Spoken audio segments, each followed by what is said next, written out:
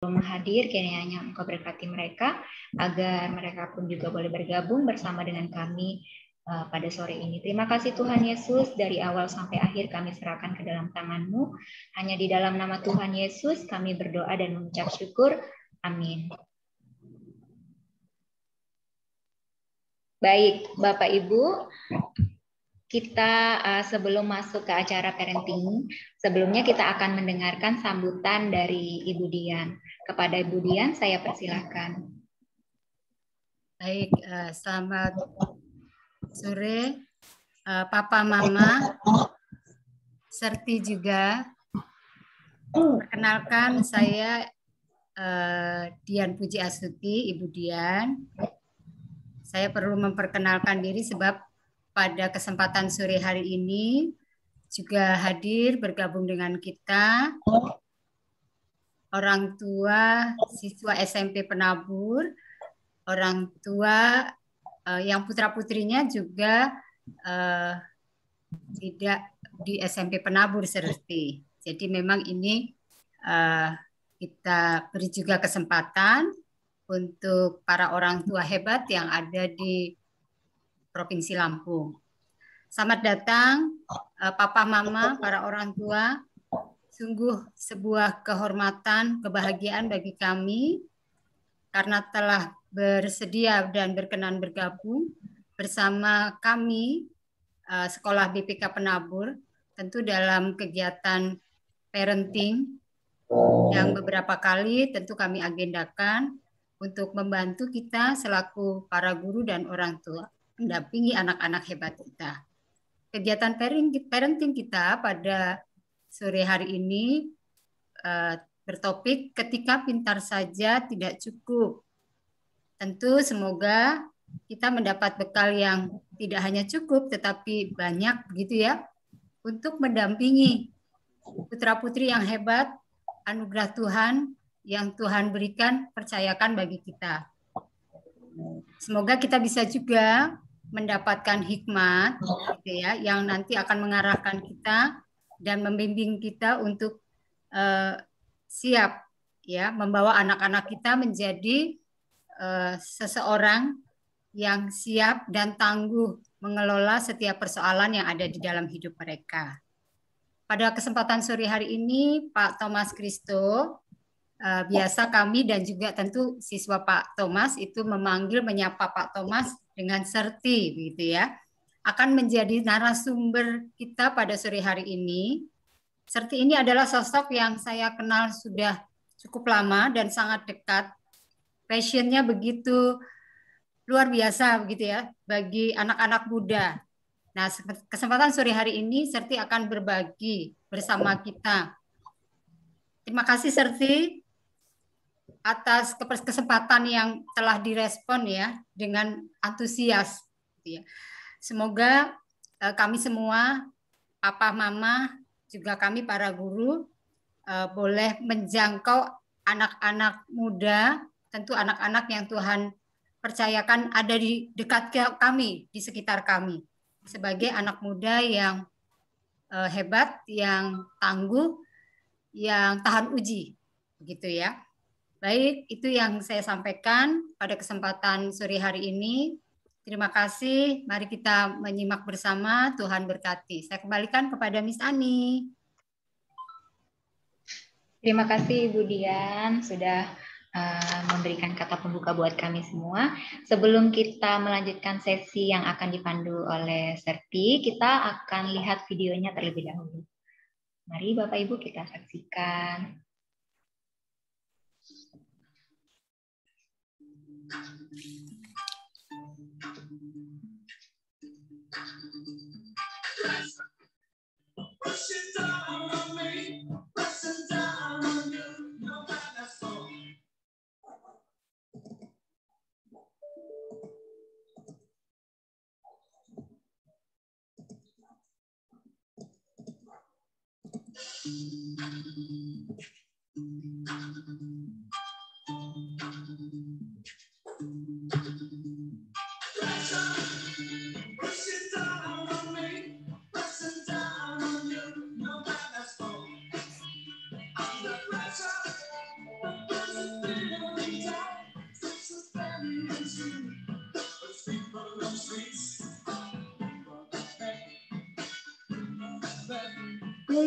How are you?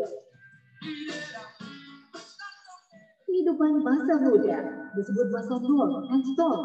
Masa mengikuti norma, tapi juga masa penuh gejolak pencarian diri, pemberontakan. Ada yang sukses, ada juga yang gagal. Mereka mendapatkan banyak tekanan dari lingkungan pergaulan, dari tuntutan keluarga, dan juga dari sekolah. Orang tua dan sekolah begitu berbangga tatkala anaknya lulus dengan angka rapor yang bagus, lulus dengan ranking yang tinggi. Persaingan untuk tampil hebat dan keren dalam lingkup pergaulan sosial di antara para kaum muda. Adanya kegelisahan mengenai masa depan, sementara tidak tahu akan menjadi apakah mereka nantinya. Kegelisahan yang berakhir dengan kebingungan. Tidak heran jika akhirnya dikatakan 1 dari 5 remaja di Indonesia mengatakan pernah mengalami depresi berat karena beban-beban emosi dalam hidupnya. Dan ternyata 70% masalah terbesar remaja adalah kecemasan dan depresi, bukan narkoba. Nilai jelek, tidak naik kelas, diputus pacar, ditolak cintanya, kesepian, orang tua bercerai, lingkungan sekolah dan kuliah yang tidak menyenangkan, dipaksa sekolah, dipaksa ambil jurusan, hubungan dengan orang tua, guru, saudara yang bermasalah, dibully oleh teman. Semuanya menjadi beban emosi yang luar biasa.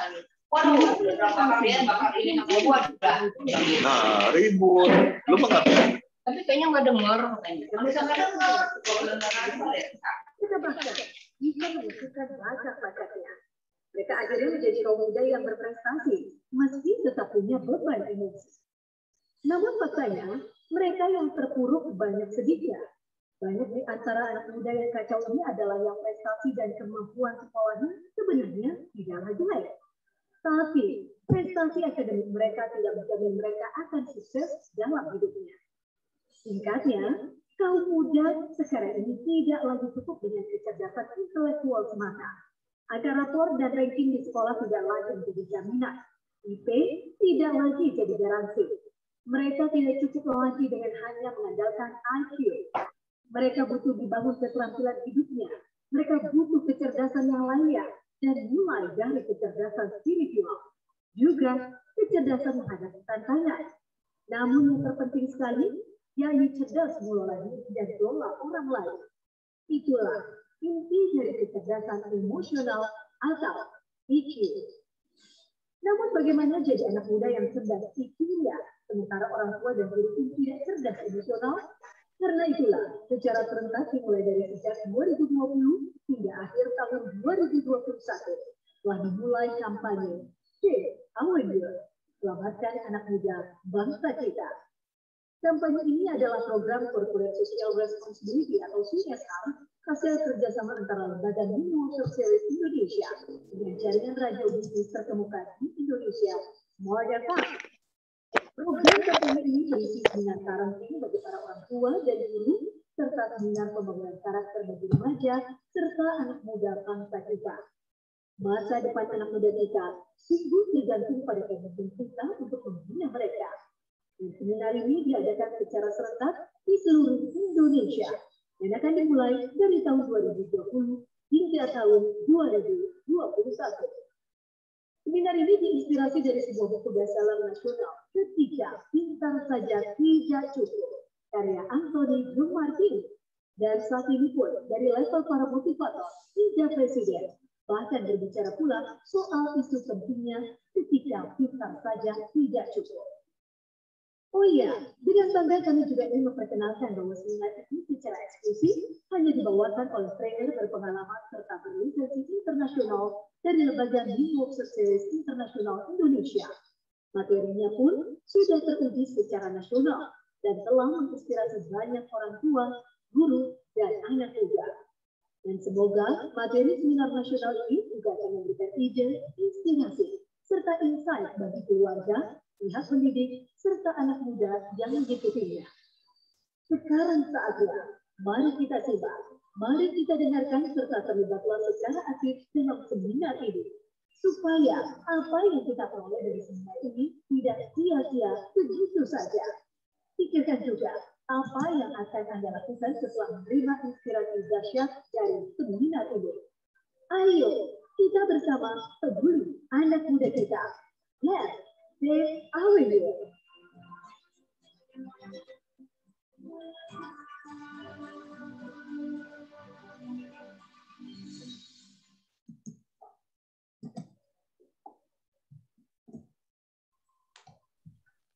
Baik, Bapak Ibu, itulah video pengantar untuk kegiatan parenting kita pada sore hari ini. Sebelum melanjutkan ke Serti, terlebih dahulu izinkan saya memperkenalkan diri Serti. Nanti Serti boleh memperkenalkan diri lebih lanjut. Serti, nama lengkap beliau Dr. Andes Thomas Christo MMILP. Beliau lahir di Cirebon, tinggal di Tangerang. Untuk pendidikan formal beliau, SD dan SMP di Penabur, Cirebon. Kemudian SMA di SMA Negeri 2 Cirebon, jurusan IPA. S1 di FKIP Universitas Swadaya Gunung Jati Cirebon, jurusan Matematika. Kemudian melanjutkan S2 di Universitas Kristen Krida Wacana Jakarta, jurusan Manajemen Persekolahan. Pendidikan non-formal beliau kepramukaan sebagai pembina mahir dasar dan pengembangan, kemudian Palang Merah Remaja sebagai pembina teknis, leadership training, Dunamis Foundation, family discovery, HR excellence, people side. Kemudian essential license trainer di MWS Indonesia, great trainer in action MWS Indonesia, award leader, the Duke of Edinburgh International Award atau the International Award for Young People, perkumpulan remaja dunia di 151 negara. Pekerjaan beliau sekarang, beliau adalah Kepala SMAK Penabur Kota Tangerang, juga Head of Trainer di Tom's Training Center, trainer di Penabur Learning Center, kemudian motivator, people development, speaker program SABI atau Small Act, Big Impact, Live TV di Live TV, kemudian juga sebagai penulis, ada 6 buku beliau, ada Suara Pemimpin, Andalah Para Orang Tua Motivator Terbaik Remaja, kemudian ada Inspirasi Pemimpin, Belajar Menjadi Ayah, dan Change My Life, dan terakhir ada Keep Moving. Ditunggu buku selanjutnya ya, Sir. Oke, Mama Papa juga bisa melihat kegiatan Serti, kemudian apa saja yang Serti lakukan di channel YouTube-nya. Baik, kita akan masuk ke sesi parenting yang akan dipandu langsung oleh Serti. Kepada Serti, saya persilahkan.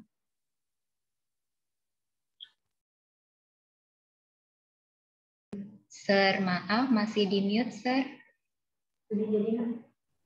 Yep. Oke, sorry. Selamat sore buat semuanya.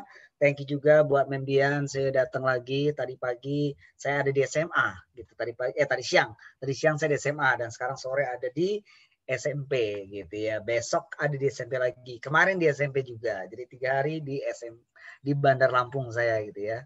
Cuma nggak nginep di hotel Bandar Lampung sekarang gitu ya. Sekarang saya ada di Tangerang. Ya, baik, selamat sore Bapak Ibu, Mama Papa yang ada di rumah. Selamat ketemu lagi di webinar dan kali ini memang saya diundang oleh SMP Penabur Bandar Lampung untuk boleh sharing. Ketika pintar saja tidak cukup. Oke, saya mau izin share screen.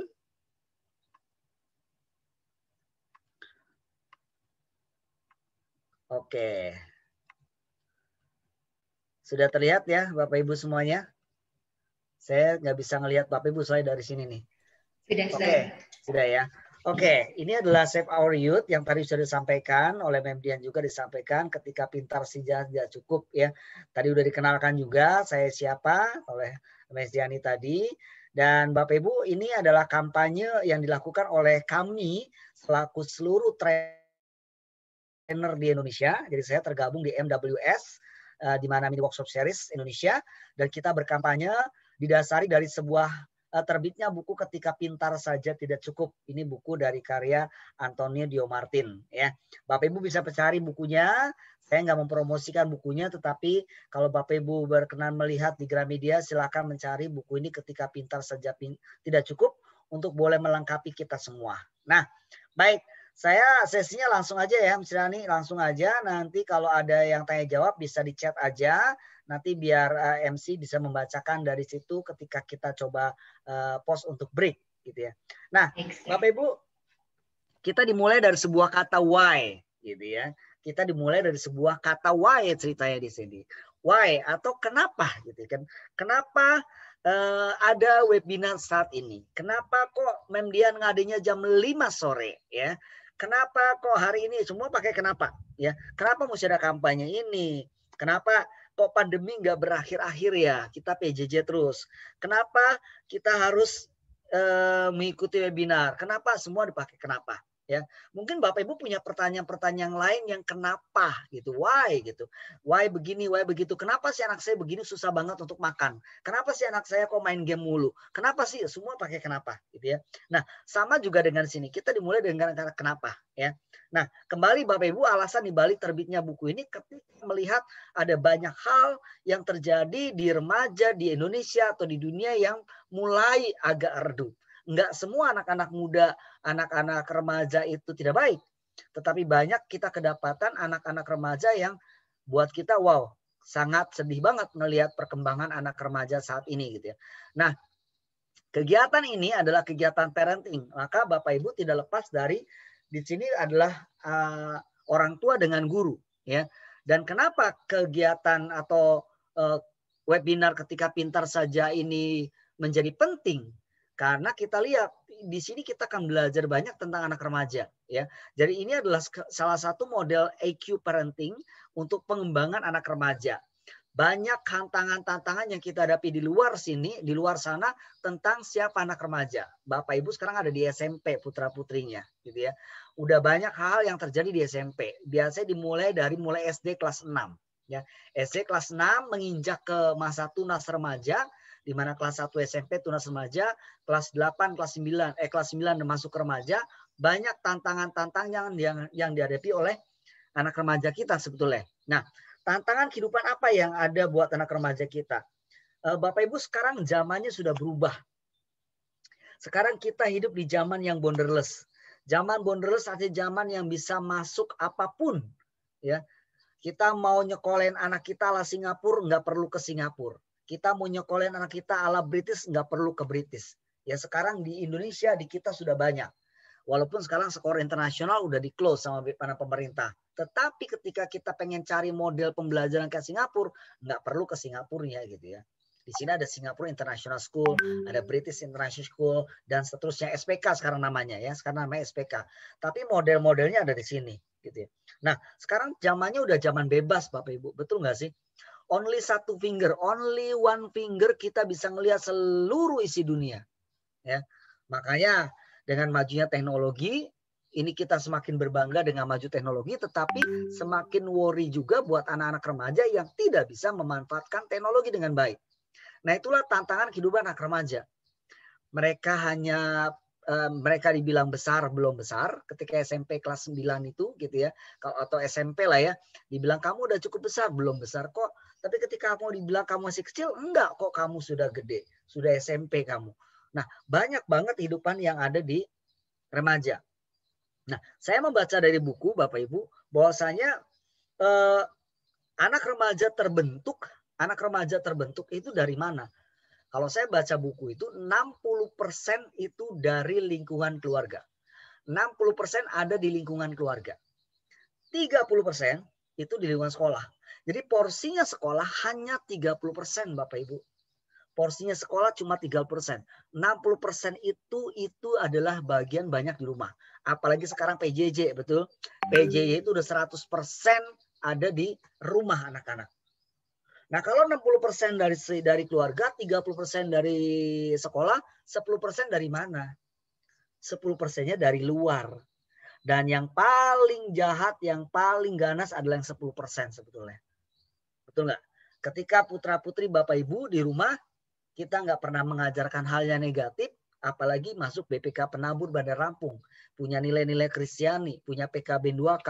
Nggak mungkin ngajarin hal yang tidak baik. Tapi begitu anak kita ngomong, woi bego lu, sialan lu, anjing lu.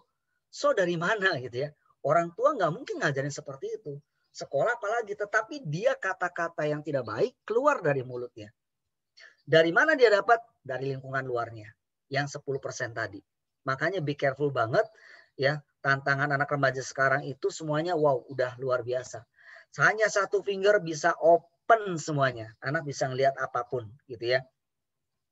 Pernah juga di mana namanya di Amerika itu ada satu penelitian gitu. Amerika ada penelitian, ada satu, karena muncul ada satu buku yang ada di sebuah majalah tentang yang majalah ekonomi, padahal ini majalah ekonomi, tapi ada surat kabar yang menuliskan buku itu di majalah ekonomi, dikatakan di Amerika anak-anak jenius yang pinter di sekolah berpotensi bermasalah. Anak jenius yang pinter di sekolah berpotensi bermasalah.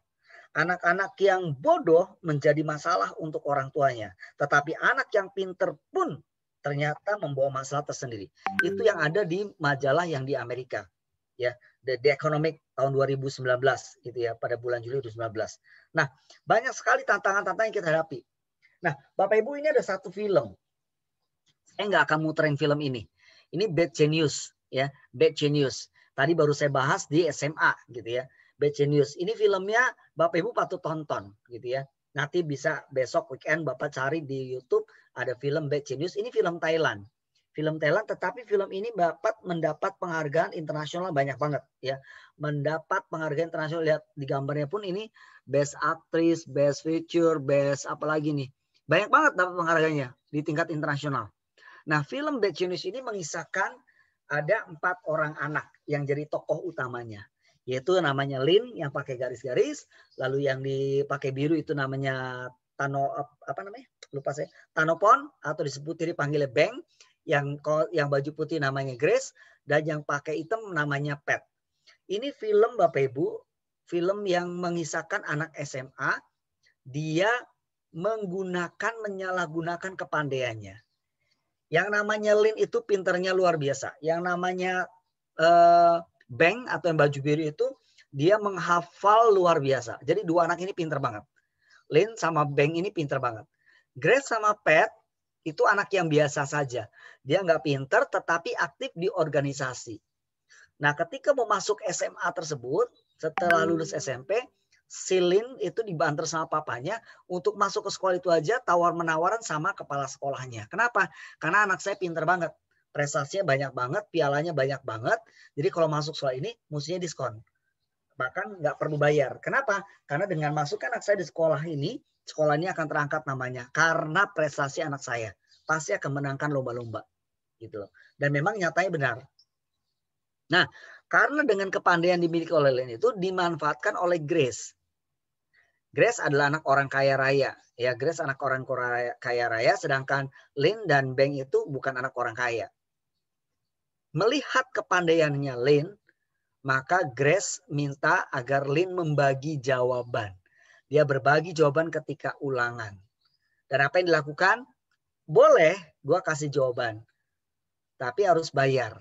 Akhirnya si Lin menggunakan kepandaiannya itu untuk hal seperti itu. Bahkan akhirnya dia menjadi diambil sama temannya untuk dibayar per semester 234 baht. Wow, Bapak Ibu. Dan sampai satu saat ada ujian STIC. Ya, STIC adalah ujian untuk standar internasional yang diambil untuk ambil sarjana di Amerika. Dilakukannya di Australia.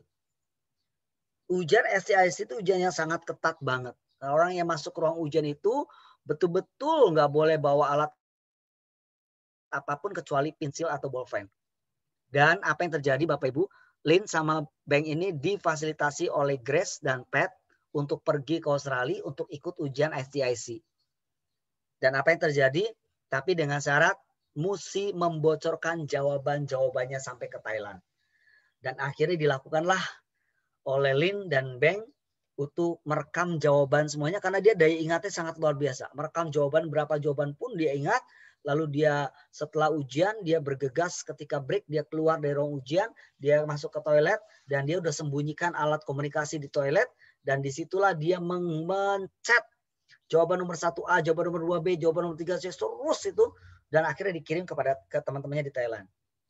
Bapak Ibu, kepandaian mengalahkan sistem dengan kepintarannya itu bisa mengalahkan sebuah sistem. Ya, mengalahkan sistem yang ada dengan kepintarannya. Betapa bahayanya kepintaran tidak ditunjang dengan sebuah karakter. Bapak Ibu sangat tepat masuk ke BPK Penabur. Bapak Ibu sangat tepat masuk ke SMPK Penabur Bandar Lampung ataupun SMA Penabur Bandar Lampung, ya. Karena di situ bukan cuma hanya ngomong tentang akademik, tetapi juga non akademik dan tentang karakternya udah dapat di BPK Penabur. Jadi tepat sekali ketika Bapak Ibu menyekolahkan anaknya di BPK Penabur. Nah, Bapak Ibu ketika sangat bahaya ketika kepintaran tapi nggak dibarengi dengan karakter yang luar biasa. Maka akan muncul seperti itu. Nah, lihat gambar ini. Ini ada stress akademik. Ada tulisan help. Ini kan anak SMP lah ya. Kalau lihat umurnya anak SMP nih, lihat fotonya gitu kan. Bapak Ibu stress akademik. Sekarang udah PJJ kurang lebih 1,5 tahun. Bahkan sebentar lagi putra-putri Bapak Ibu naik kelas dan putra-putri Bapak Ibu lulus dari SMP. Nggak kerasa loh. 1,5 tahun kita belajar online, ya. Sebuah keadaan, jadi anak-anak ketika belajar online pasti menemukan banyak hal.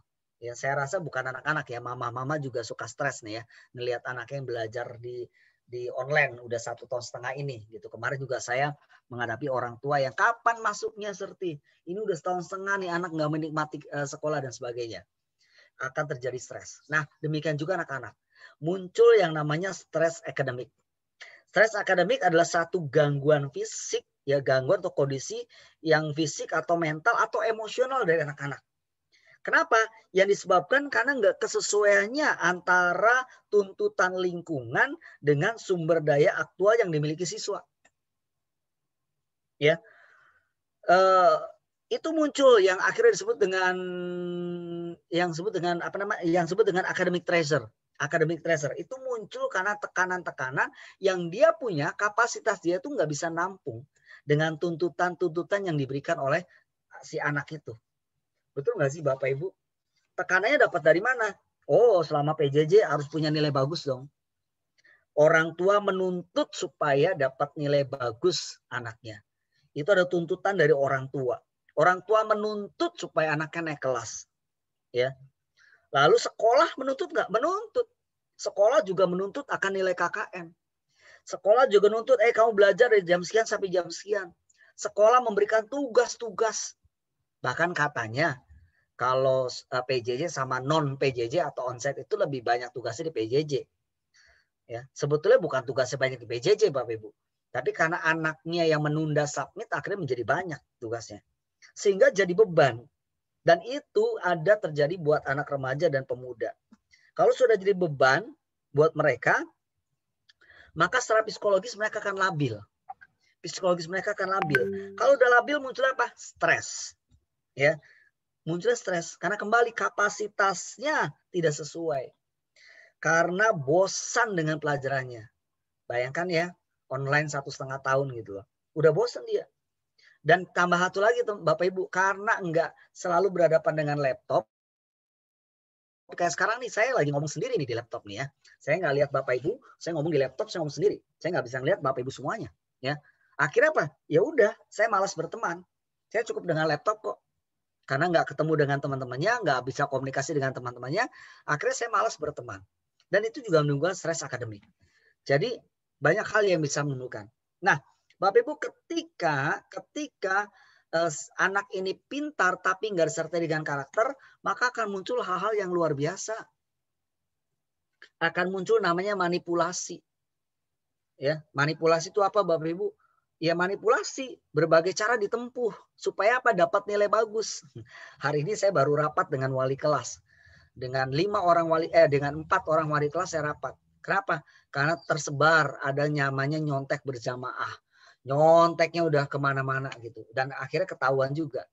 Dikira anak-anak Bapak Ibu guru nggak pintar gitu ya. Tapi Bapak Ibu guru lebih pintar daripada anak-anak gitu ya. Dan ketahuan itu nyontek. Dan akhirnya dikumpulin anaknya. Dan betul, memang dia melakukan nyontek-menyontek gitu. Apapun dilakukan, dimanipulasi supaya apa? Supaya mendapat nilai baik. Kayak tadi cerita di Bad Genius yang dilakukan oleh Lin dan kawan-kawan, ya dia lakukan apapun bentuknya.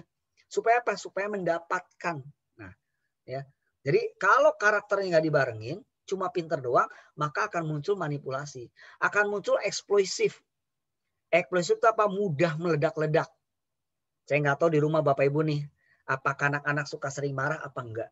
Tapi eksplosif, dia sekarang mudah meledak-ledak. Wifi-nya mati, pulsanya nggak ada, dia bisa teriak.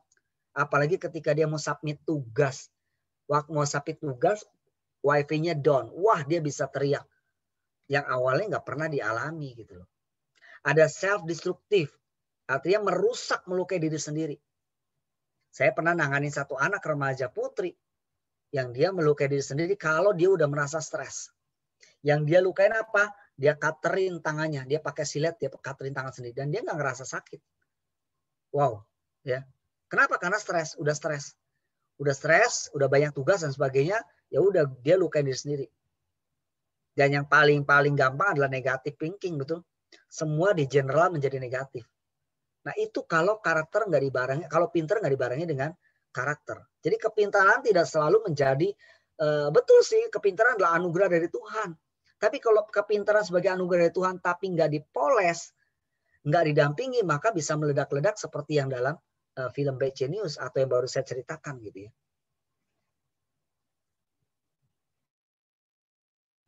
Ini Bapak Ibu. Ini tahun 2018 berarti sebelum pandemi gitu ya. Sebelum pandemi. Mulai terkuak siswi SMP cerdas, siswi loh ya, perempuan ya.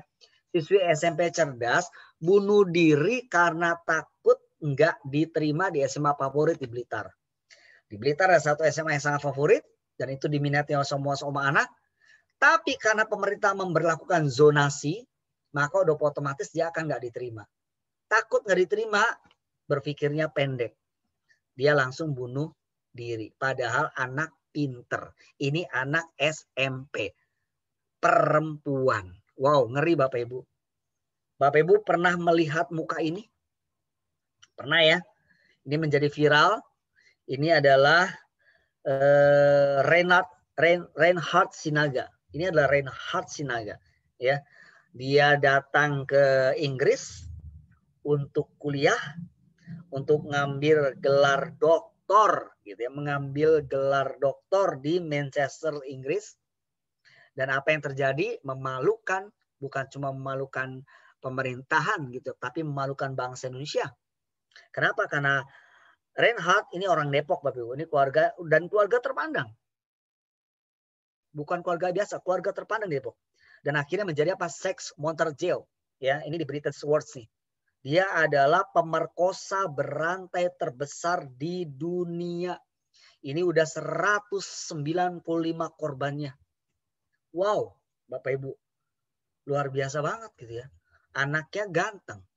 Cakep buat saya mah gitu ya. Tapi dia menjadi pemerkosa terbesar di dunia, bukan di Inggris. Dengan viktimnya 195 orang. Dan 2018-2019 kalau setelah itu persidangannya dimulai dan hukuman penjara. Katanya di umur dihukum 30 tahun atau umur seumur hidup. Ya.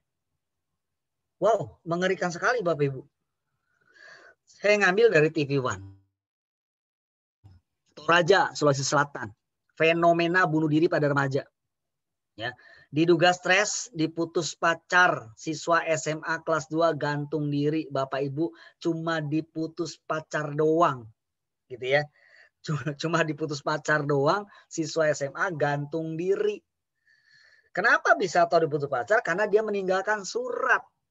Dia ninggalin surat dan dibaca suratnya. Ya, kalau aku akan mencintaimu sampai aku mati. Dan hubungan ini akan saya samakan dan hidup saja. Apa nih katanya? Jika hubungan kita berakhir, maka hidupku pun juga berakhir. Wow, anak remaja Bapak Ibu. Ya, karena diputus pacarnya doang. Kalau cinta kita berakhir, maka hidup saya pun akan berakhir. Lalu dengan gantung diri dia bunuh diri. Ini remaja putri Bapak Ibu ya, remaja putri again. Di Tarakan, Kalimantan Utara. Pelajar siswa SMP kelas 9 ditemukan gantung diri. Kenapa Bapak Ibu? Kalau Bapak Ibu baca beritanya, gara-gara stres, banyak tugas selama PJJ. Ini udah PJJ. Ya. Banyak stres ketika online. Dia nggak bisa, kapasitas dia udah nggak kuat lagi. Akhirnya apa? Gantung diri. Itu di Tarakan, Kalimantan. Yang terakhir di Goa, Sulawesi. Fenomena bunuh diri juga. Kenapa? Diduga depresi siswa kelas 2 SMA minum racun. Kenapa diduga minum racun? Karena ada teman-teman yang ditanya, racun yang paling ampuh yang apa ya? Yang sekali minum langsung mati. Bapak Ibu, ini kenapa bunuh diri ya? Again, sama. Karena tugas online yang terlalu banyak dan memberatkan. Makanya saya suka ngomong sama Bapak Ibu guru di sekolah gitu. Karena saya dari sekolah. Saya ngomong sama guru sekolah, please Bapak Ibu, lakukan yang terbaik selama PJJ. Buatlah PJJ yang menyenangkan. Bukan PJJ yang biasa, yang akhirnya jadi beban buat anak-anak gitu ya. Jangan memberatkan ketika PJJ. Dan baru akhir-akhir kemarin bulan Desember ada satu lagi Bapak Ibu di Jakarta. Siswi lagi. Perempuan SMP lagi. Bunuh diri juga. Kenapa masalahnya? Sama karena stres di PJJ. Karena stres di online. Nah disitulah tugasnya kita selaku orang tua, selaku guru yang mau mendampingi anak-anaknya ketika pembelajaran jarak jauh. Ketika online. Gitu ya. Dan hati-hati Bapak Ibu. Ini ada penelitian yang dilakukan di University of Washington. Dikatakan apa di situ? Sekitar 37 kriminal pembunuhan yang akhirnya dihukum mati. Rata-rata punya masa lalu yang amat menyakitkan. Punya masa lalu yang amat menyakitkan. Ya. Ini yang ditulis oleh jurnal Violence and Victim. Yang memuat hasil penelitian dari Dorothy Van Schutz, dekan dari School of Social Work di University Washington. Itu dilatar belakangi dari masa lalunya Bapak Ibu. Jadi hati-hati ketika kita punya anak, ketika kita ngomong sama anak-anak. Saya pribadi punya eye story. Ya, saya pribadi punya eye story yang nggak enak banget gitu loh.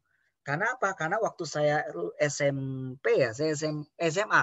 Saya SMA saya punya pengalaman yang sangat pahit ketika saya SMA. Orang tua saya ribut, papi mami ribut, papi keluar dari rumah. Saya cuma hidup sama mami gitu ya.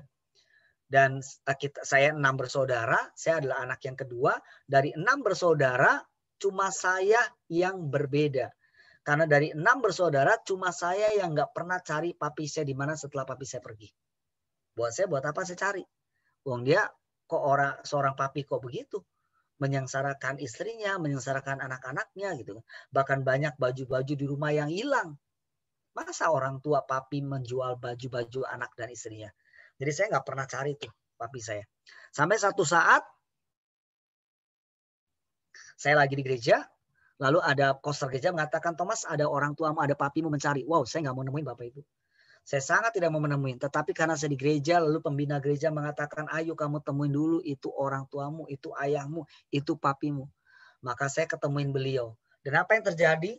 Setelah saya ketemu dengan papi saya, yang terjadi adalah saya diumpat, saya dimaki. Sampai saya nggak sadar diri saya tergeletak di pinggir jalan. Kenapa saya diumpat? Karena satu-satunya anak yang tidak pernah mencari dia adalah saya. Saya diumpat, dimaki, dan saya sadar itu ketika saya lagi ada di rumah orang. Lagi didoain. Dan disitulah saya juga lihat nggak ada papi saya kok. Bapak Ibu itu meresap di dalam hati dan itu tertanam. Makanya betul Bapak Ibu, under 5 years old, kalau kita mau ngajar anak, hajar anak. Tapi setelah 5 tahun ke atas, anak itu akan merekam apa yang nggak baik dari kita. Dan bisa jadi rekaman itu akan dikeluarkan kembali pada saat dia berkeluarga. Ketika dia berkeluarga, dia memperlakukan hal yang sama dengan dia dapatkan dari orang tuanya. Jadi hati-hati anak yang kekurangan cinta. Mari sama-sama kita memberikan selalu cinta kasih buat anak-anak gitu ya. Makanya anak-anak akan menjadi katanya awas, anak-anak jadi beringas. Kenapa? Karena anak-anak kita adalah anak yang peniru, anak yang suka niru. Ya. Ini ada yang mencoret-coret, maaf nih siapa ya? Ada yang mencoret-coret. Lisa lagi coret-coret. Mohon bisa, nah thank you, bisa berhenti dulu ya. Terima kasih. Ya. Itu ya. Jadi mari sama-sama kita membawa anak kita itu dengan hal-hal yang positif. Jangan gini. Saya pernah juga punya pengalaman ada orang tua ini punya anak 2 ya, laki dan perempuan. Anak SMP waktu saya di Gading Serpong. Nah, anak yang pertama perempuan itu selalu nggak pernah cocok dengan mamahnya. Selalu ribut dengan mamanya. Dan apa yang terjadi?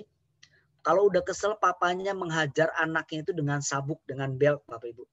Dengan sabuk dia ajar anaknya sampai berbekas. Dan orang tuanya cerita sama saya, kalau saya udah kesel gini-gini, saya akan hajar anak saya dengan sabuk.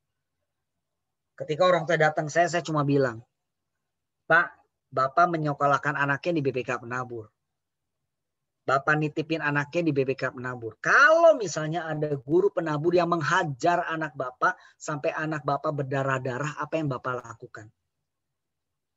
Pasti Bapak akan mencabut dari sekolah itu. Bapak akan ngambil lagi anak itu dari sekolah itu. Betul nggak Bapak Ibu? Ketika kita menitipkan anak ini loh, titip di BPK Penabur Bandar Lampung. Lalu di Penabur Bandar Lampung, putra-putri Bapak Ibu tuh dihajar habis-habisan sama gurunya sampai berdarah-darah. Apa yang dilakukan? Ya saya cabut dong anak saya. Ngapain dihajar sama gurunya saya begitu? Saya akan ambil anak saya kapanpun. Nah, saya ngomong sama orang tua begitu. Bapak Ibu jangan salah. Anak itu adalah titipan Tuhan. Saya nitip anak 2, saya nitip anak 3. Itu titipan Tuhan. Kalau anak yang di rumah diperlakukan dengan tidak baik, dengan semena-mena, maka jangan salah ketika Tuhan mau ambil anak putra-putri Bapak Ibu kapanpun. Boleh dong, wong titipan Tuhan kok. Kan anak titipan Tuhan. Ketika kita memperlakukan anak kita dengan hal yang tidak baik, maka jangan salah ketika Tuhan ngambil kapanpun anak itu. Kita nggak boleh protes. Because dia adalah titipan Tuhan. Nah, ketika saya ngomong itu sama orang tua itu, orang tua baru sadar. Nah, Bapak Ibu, yang terjadi sekarang adalah di remaja ada yang toxic teenager. Namanya toxic teenager. Toxic itu racun ya Bapak Ibu. Racun gitu. Kalau ada kita kena racun atau apa ya keracunan gitu, maka upayakan supaya racun itu keluar. Jangan sampai racun itu menyebar ke seluruh tubuh kita. Kalau racun itu menyebar ke seluruh tubuh kita, maka ya sudah, tamatlah riwayat kita. Gitu ya. Nah, ini ada toksik remaja. Hati-hati dengan toksik remaja. Ya. Apa toksik remaja? Anak remaja sekarang banyak yang nggak peduli masa depannya. Betul nggak sih Bapak Ibu? Banyak yang nggak peduli masa depannya. Barusan ngasih apa juga pelatihan, bukan pelatihan ya, ngasih sharing juga ke anak-anak SMA tadi. Banyak anak remaja yang cuma jalan-jalan, nganggur-nganggur, motor-motoran, ngerokok, yang seusia SMP, SMA, dia nggak tahu masa depannya. Dia nggak peduli. Yang penting sekarang gue lagi nikmati hidup, gitu kan ya. Hidup waktu sekarang kita hidup poya-poya. Nanti kalau gede masuk surga, itu kan prinsipnya mereka, gitu kan ya. Atau yang nggak peduli pada konsekuensi tindakannya. Saya nonton di GTV. Itu viral di GTV. Ada anak remaja yang pakai baju SMA, pakai seragam SMA, naik motor, nggak pakai helm, nggak pakai jaket. Dan naik motornya itu melawan arus. Wow. Dia nggak tahu apa konsekuensinya gitu ya. Lalu ada lagi cerita di Pemantang Siantar. Di Pemantang Siantar tahun yang lalu. Tahun lalu bulan Agustus 2019 di Pematang Siantar itu terjadi apa Bapak Ibu? Kalau sekarang mah musimnya balap motor liar gitu ya. Tapi di Pematang Siantar itu jadinya bukan balap motor liar. Balap lari liar. Di mana kumpul satu tempat, banyak yang nyorakin, lalu anak berlomba lari. Yang jadi masalah adalah lomba lari tanpa menggunakan alas kaki. Bayangkan lari sekenceng-kencengnya nggak pakai alas kaki, walaupun itu jalannya mulus gitu ya. Belum tentu jalan itu ada pecahan beling, ada paku, ada segala macamnya. Dia nggak tahu konsekuensinya. Itu anak remaja sekarang. Dan sekarang udah merambak balap lari liar itu sampai Jakarta. Saya mendengar terakhir itu di daerah Koja pada bulan September yang lalu. Ini masih zaman COVID. Tapi sudah ada yang terciduk oleh tim Elang di September yang lalu. Ya, anak balap lari liar. Semarang juga mulai rame akan balap lari liar. Dan anak sekarang tuh anak yang suka cari jalan pintas. Yang penting beres. Kau bisa nggak kerjain soal ini? Nggak bisa saya kerjain soal ini. Entarlah nunggu dari teman aja. Teman gua kan pinter. Nanti tunggu temannya, jawabannya dapat, tinggal di copy paste. Besok PR-nya dikumpulin. Dia nggak mau mikir. Gitu ya. Senang jika melawan hukum. Betul banget. Ada peraturan dilanggar. Tata tertib sekolah dilanggar. Bagaimana cara pakai baju, bagaimana dia potong rambut. Dia lebih senang kalau melanggar hukum.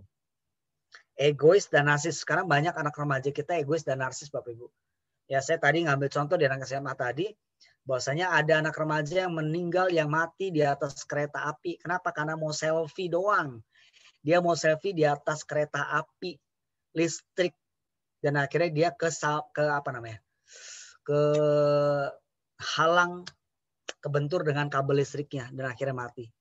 Ada anak remaja yang berangkat naik gunung cuma mau selfie di pinggir jurang. Keren banget selfie gue, nanti banyak yang like. Dia naik ke pinggir jurang, kakinya nginjek batu, batunya jatuh dan akhirnya dia tamat riwayatnya. Dan anak sekarang anak yang muda putus asa dan menyerah. Belum ulangan, belum kelar juga bilang gue nggak bisa, nanti aja ikut remedial. Atau bahkan belum dibagi soalnya udah tanya sama gurunya, Miss kapan remedialnya? Dia nggak bisa. Begitu dapat soal sedikit udah susah aja udah mentok. Dia putus asa. Mungkin nggak kayak kita dulu gitu ya. Dan sekarang menganggap anak-anak yang alim itu sebagai anak yang kurang gaul. Lu nggak gaul, lu cupu, lu gini. Nah itu adalah toksik yang mesti dikeluarkan dari anak remaja. Nah ini yang bertanggung jawab siapa? Sebenarnya pemerintah juga bertanggung jawab, Bapak Ibu. Maka sekarang kita bersyukur punya Menteri Pendidikan Pak Nadiem, Mas Nadiem pun juga punya terobosan-terobosan yang lain. Karena pihak yang bertanggung jawab untuk anak-anak remaja sekarang adalah apa? Orang tua, guru, sama pemerintah. 3 elemen ini yang harus berkolaborasi. Nah, Bapak Ibu, kenapa muncul anak pintar tapi cenderung bermasalah? Enggak semua, Bapak Ibu. Ini enggak semua ya. Jangan mengeneralisir, oh kalau gitu anak pintar punya masalah. Enggak. Yang anak pintar enggak masalah juga banyak banget. Yang anak pintar tapi keren-keren juga banyak banget gitu kan. Tapi kenapa muncul ketika ada anak pintar punya cenderung masalah? Saya mencatat di sini karena apa? Karena ada overprotection dari orang tua. Ada overprotection dari orang tua. Sangat diprotek dari orang tua. Saya punya murid yang sekarang udah ditangani dan sekarang udah baik sih. Sekarang udah baik. Tapi terus diprotes sama orang tuanya. Sampai dia bilang, ini anak SMA loh, kelas 2 SMA. Anak kelas 11, anak laki-laki. Sampai bilang sama Sir, aku normal apa enggak sih jadi remaja? Kenapa? Karena setiap saya mau keluar nggak boleh, setiap saya mau ini nggak boleh, setiap mau ini nggak boleh, sama mama saya nggak boleh banyak. Gitu. Betul sih ini PJJ, tetapi mami saya tuh wow selalu memprotek saya. Bapak Ibu ketika anak memprotek itu akan muncul masalah yang baru. Ya Bapak Ibu mesti tahu anak remaja seperti apa. Anak yang dieksploitasi untuk pemenuhan ambisi orang tuanya ada Bapak Ibu. Saya menemukan sendiri. Saya mendapatkan sendiri di sekolah yang lama saya ada. Ketika anak itu sudah dapat peringkat OSN dari satu provinsi, dan tahun depannya kan udah nggak boleh ikut lagi. Supaya bisa ikut lagi, maka pindah ke provinsi lain. Pindah sekolahnya. Kenapa? Supaya dapat lagi ketika di provinsi yang baru, dia daftar lagi sebagai peserta OSN. Kan namanya nggak ada tuh. Itu dieksploitasi sama orang tuanya. Dan anaknya betul, saya ngalami sendiri anak perempuan ini, dan anaknya Bapak Ibu benar-benar kayak robot. Saya ngomong anaknya kayak robot, betul-betul kayak robot. Ini saya pernah tangani anak ini. Guru atau sekolah yang mengejar ambisi tanpa peduli keterbatasan kemampuan anaknya. Yang penting peringkat sekolah. Yang penting peringkat atau ranking di ininya, di lokasinya. Tapi nggak pernah melihat akan hal-hal yang lain. Fokus pada pengetahuan dan keterampilan, bukan pribadinya. Yang dicicer, yang dihajar adalah pengetahuan sama keterampilannya. Tetapi pribadinya yang rapuh. Itu yang bisa menyebabkan anak-anak punya masalah. Nah, ada 8 hal yang seringkali membuat anak muda semakin runyam, semakin masalah. Bapak Ibu ada yang main shoulding. Shoulding adalah tuntutan yang harusnya begini, harusnya begitu, dan terlalu idealis. Jadi ketika orang tua menuntut anaknya, kamu mesti punya nilai sekian, kamu mesti gini, kamu mesti gini. Dituntut sama orang tua kayak cerita saya tadi. Ya, anak yang laki-laki tadi. Ada shoulding, menuntut. Orang tuanya nuntut, gurunya nuntut, semua nuntut. Akhirnya menjadi stres sendiri loh ini. Akhirnya menjadi runyam. Yang kedua adalah comparing. Bagaimana membandingkan.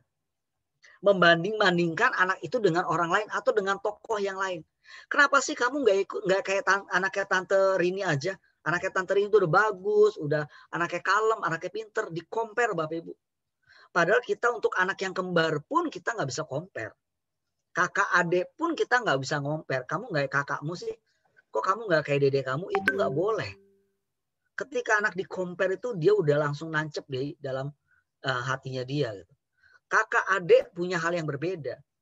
Jangankan dibandingkan dengan orang lain. Betul nggak sih? Tapi sering orang tua membandingkan dengan anak-anak yang lain.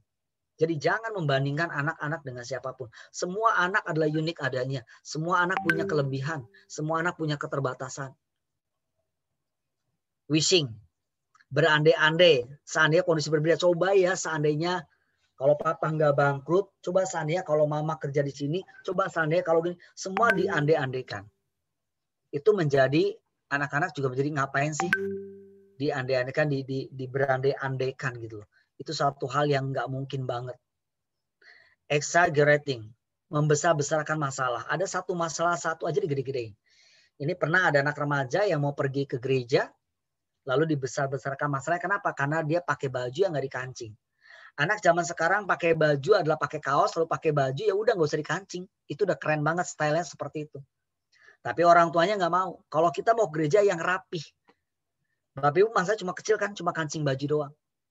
Tapi buat anak remaja, this is my style gitu loh.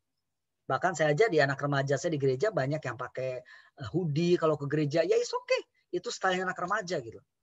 Tapi ada orang yang membesarkan itu. Generalizing. Yang mengeneral semuanya. Ya. Jadi kita nggak bisa mengeneral semua apa yang terjadi Bapak Ibu. Ini satu kejadian di general. Makanya ya mama nggak suka ya kamu keluyuran. Kamu jalan-jalan. Tuh lihat tuh gini. Semua di general. Karena ada peristiwa ketika anak lagi di luar, maka terjadi kecelakaan dan sebagainya, maka di general. Nah anak-anak kita juga nggak mau di generalizing. Personalizing. Terlalu masukkan dalam hatinya. Ya Bapak Ibu punya anak yang 1-2 orang pasti akan berbeda. Dan bahasa kasihnya pun juga berbeda. Bapak Ibu jangan salah meletakkan bahasa kasih pada setiap anak. Suami meletakkan bahasa kasih sama istrinya. Itu jangan sampai dia masuk ke hati gitu. Jangan dimasuki ke hati. Yuk ngomongnya baik-baik, tahu karena tahu bahasa kasihnya. Contoh bahasa kasih yang paling gampang di sini. Papahnya suka keluar negeri. Saking sayangnya sama istrinya, maka setiap pergi singgah ke luar negeri dia beli tas. Ma, oleh-oleh dari Hong Kong. Ma, oleh-oleh dari Amerika. Ma, oleh-oleh dari Norwegia. Padahal istrinya nggak bahasa kasih bukan tas. Jadi tasnya ditumpuk aja di dalam lemari. Pas kalau ada temennya main, lu mau tas nggak, ambil tuh tas saya di lemari banyak. Suami saya cukup gue nggak demen sama tas-tas.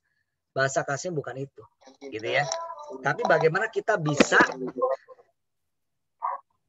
tahu tentang bahasa kasih sehingga setiap kita ngomong tidak langsung to the point masuk ke dalam hatinya dia. Permitting, membiarkan suatu masalah mengganggu dalam aspek hidupnya. Gara-gara satu masalah tapi bisa mengganggu yang lainnya. Gitu gara-gara PJJ misalnya, anak PJJ laptop yang enggak kameranya hidup, maka merembet ke yang lain. Nah, itu tolong dihentikan juga. Kalau netting udah tahu lah ya, bagaimana kita bisa jangan memberikan negative thinking. So, bagaimana tip buat parents Bapak Ibu? Ya. Tip buat parent. Yang pertama, waspadailah kekerasan dalam keluarga. Bapak Ibu ini sudah sering muncul ya, sering muncul tentang masalah-masalah yang terjadi dalam keluarga. Saya ngambil contoh. Tadi ya, jangan lupa lagi Bapak Ibu, porsinya orang tua 60% ya. Porsinya orang tua 60%. Gitu. Porsi sekolah cuma 30%. Jadi ini banyaknya di rumah nih, apalagi PJJ 100%. Ya. Seksualitas gitu ya. Bagaimana anak menjadi korban, bagaimana jadi stimulus, bagaimana jadi gara-gara ekonomi, gara-gara relasi, gara-gara pelaku. Itu akan muncul bisa dalam segala aspek. Ya.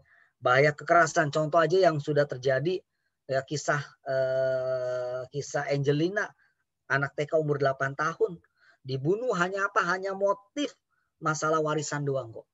Ya. Hilang secara misterius. Sampai sekarang difilmkan itu kayak ada filmnya ya. Sampai ibu angkatnya, Ibu Margaret itu ya ibu angkatnya mencari kemana-mana nggak menemukan. Akhirnya usut terungkap dari pengakuan pembantu rumah tangganya. Di mana di situ ada upaya pencabulan dan pelecehan seksual yang dilakukan oleh bocah ini. Dari mana Bapak Ibu? Orang terdekat kok. Ya, dari orang terdekat. Ya. Lalu berapa bulan lalu saya dapat, saya lihat di televisi juga, itu di Lebak Banten, berarti daerah sini nih, daerah saya nih, Lebak Banten. Itu ada bocah umur 8 tahun. Dikubur oleh siapa? Oleh kedua orang tuanya sendiri. Gara-garanya apa Bapak Ibu? Gara-gara susah online. Orang tuanya emosi. Bayangkan anak 8 tahun dibunuh oleh papa mamanya sendiri. Gara-garanya cuma apa? Gara-garanya cuma emosi. Karena online-nya nggak ngerti-ngerti. Mengerikan sekali Bapak Ibu.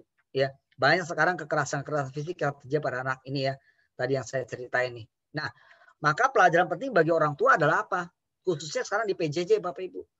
Ketika di PJJ, apa yang mesti dilakukan oleh orang tua? Ini saya sharingkan nih. Kuncinya apa?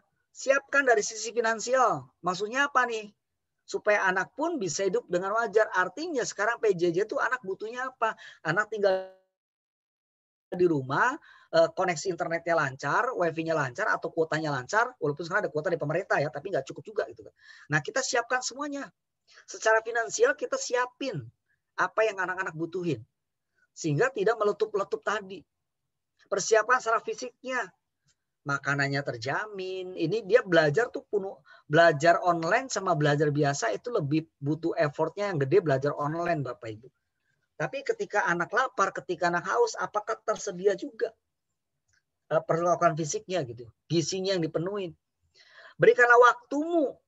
Nah, nyatanya banyak orang tua tidak punya waktu untuk anaknya mereka yang mereka miliki gitu. Saya punya dokter gigi. Saya selalu konsultasi dengan dokter gigi saya, dan kalau saya saya ke dokter gigi itu menjadi lama ketika dia tahu kalau saya adalah guru. Karena apa? Karena belajar sharing parenting. Sampai pernah dokter itu bilang, aku pernah ngambil rapot anakku, tapi aku lali, aku lupa katanya anakku kelas berapa di kelas mana. Itu kalau anaknya tahu Bapak Ibu nyesek abis. Dan memang dia akhirnya nelpon anaknya. Nak, kamu kelas berapa ya? Mama lupa. Itu buat anaknya udah nancep Bapak Ibu. Emaknya nggak tahu anaknya kelas berapa. Wow. Saya bilang sama dokter itu, dok, berikanlah waktu. Dia sangat bangga dengan praktek di sini, praktek di situ, pulangnya sampai malam. Nggak bisa dok. Dokter mesti punya waktu. Anak sekarang lagi enaknya apa nih? Makannya apa yang dia suka? Dokter dampingin makan. Tapi jangan ngikutin apa selera dokter, saya bilang gitu kan. Oh, bukan ayam Suharti yang disukain anak sekarang. Tapi burger. Ya sudah, ikuti makan burger. Tapi si dokter itu mengikuti apa yang saya bilang. Itu dokter Putri, dokter gigi saya. Dia ngikuti banget. Dan setelah dia ikuti, dia bercerita sama saya kan. Waduh Pak Thomas, ternyata benar ya. Saya makan burger. Saya nggak suka burger. Yo tak makan Pak. Enak-enak saya makan Pak. Tapi anak saya bilang, kok mama tumben? Itu betapa senangnya anak-anak itu. Ya kalau kita tahu apa kesukaan mereka. Bahkan jangan salah Bapak Ibu, ketika anak PJJ, Bapak Ibu nggak usah ngapa-ngapain, Bapak Ibu duduk di samping anak lagi belajar, Bapak Ibu ikut membaca, itu sudah sangat pengaruh buat anak-anak. Artinya mama papaku juga belajar loh kayak saya di sini. Siapan sikap psikisnya, ya. Bersiapan mengenai anak yang mungkin ada anak nakal, ada anak yang nyeleneh sendiri. Tapi kita siapin apa yang bisa kita lakuin. Kalau kita nggak bisa, pakai orang ketiga. Dengan konsultasi pada guru BK. Sekolah punya guru BK. Datanglah ke guru BK. Kenapa anak saya begini? Kita siapin. Dan yang paling utama adalah pagari mereka dengan spiritualitasnya. Ya, sisi spiritual sangat penting. Boleh memagari mereka gitu kan. Nah, Bapak Ibu, anak remaja sekarang adalah remaja makmur, betul nggak sih? Tapi anak remaja makmur, anak remaja yang galau. Kenapa makmur? Karena mereka hidupnya enak banget sekarang. Nggak kayak waktu dulu kita dulu. Sekarang dia cuma pegang gadget. Dia mau apapun tinggal pegang gadget. Betul? Dia mau pesan makanan tinggal klik, makanannya datang. Dia pengen beli baju tinggal klik, bajunya akan datang. Sekarang mainnya di mall, pegangnya gadget, ngikutin merek-merek yang branded, sekarang sangat amat makmur banget gitu ya. Tapi jangan salah, anak yang zaman sekarang itu makmur tetapi banyak galaunya. Bagaimana galaunya kita lihat ya. Ini ada satu film. Mari kita tonton bersama-sama film ini. Hai guys, welcome to my Insta Story. Sekarang gue lagi di Bali nih, mau liburan. Daripada di Jakarta, polusi di mana-mana, macet. Ya nggak sih guys? Alvira, lu ngapain ngejogok di taman komplek? Enggak kok, gue cuma lagi tanding aja. Cuma buat apa Bapak Ibu? Cuma buat taruh di story-nya, taruh di Instagramnya. Kalau gue lagi di Bali, ada lagi di komplek doang.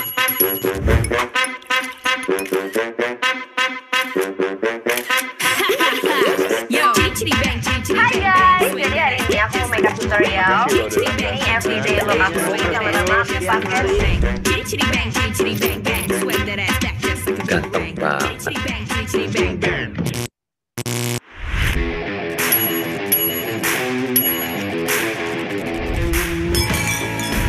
Hai Sheila. Hai Sheila, padahal dia nggak suka banget sama temennya.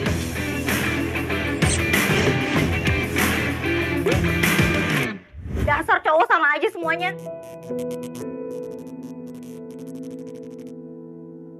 Mayan, gue diputusin Mai sama Don. Kok bisa? Don udah punya cewek baru, namanya Alvira. Gue kan udah bilang, kalau cowok ganteng tuh biasanya kalau nggak homo, brengsek. Si namanya Alvira, bibir lebih kayak gini yang gue suka. Hai.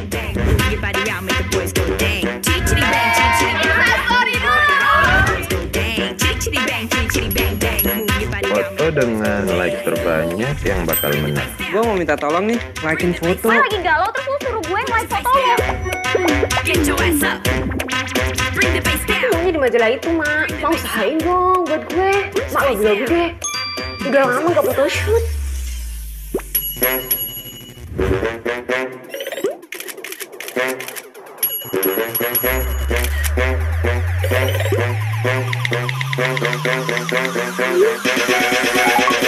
Aku surprise banget. Barusan aku nerima paket dari Secret Admirer.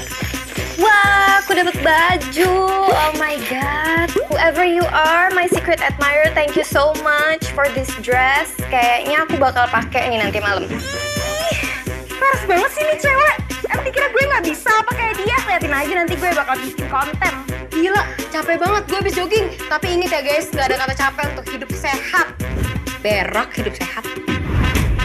Ya, saya remaja kita remaja makmur tapi banyak galaunya gitu ya. Termasuk dia ngelihat dari Instagram temennya. Kalau Instagram temennya bisa melakukan itu, kenapa gue nggak bisa lakukan yang ini? Nah itu galau, semakin galau gitu ya. Nah, tip orang tua untuk mengatasi remaja yang makmur adalah apa? Ini ada 4 fenomena remaja makmur sekarang. Remaja mall udah pasti. Remaja gadget otomatis sekarang udah ada gadgetnya. Makin tampil narsis dan eksis di mana-mana. Mau makan dimanapun ketahuan sebetulnya. Karena sebelum makan biasanya difoto dulu lalu diupload dulu di Instagramnya gitu ya. Makanya Bapak Ibu kalau pengen ngikutin anak remaja kita maka kita pun mesti belajar sama mereka ngikut gitu. Supaya mereka tahu ya. Remaja yang adrenalin hobinya nyerempet pada bahaya-bahaya. Nah orang tuanya ngapain? Ya udah kita mesti kenalin tuh istilah-istilah yang dipakai, pergaulan mereka. Jadi jangan hindari kita mengatakan di zaman dulu mami itu begini loh, zaman dulu papi itu udah kepake buat mereka. Jadi hindari dengan perkataan zaman dulu mami itu bisa gini, nggak hindari. Ya sekarang Bapak Ibu mesti masuk ke mereka. Caranya apa? Kalau mereka punya Instagram, Bapak Ibu mesti punya Instagram. Dan Bapak Ibu follow mereka sehingga tahu apa yang mereka lakukan gitu ya.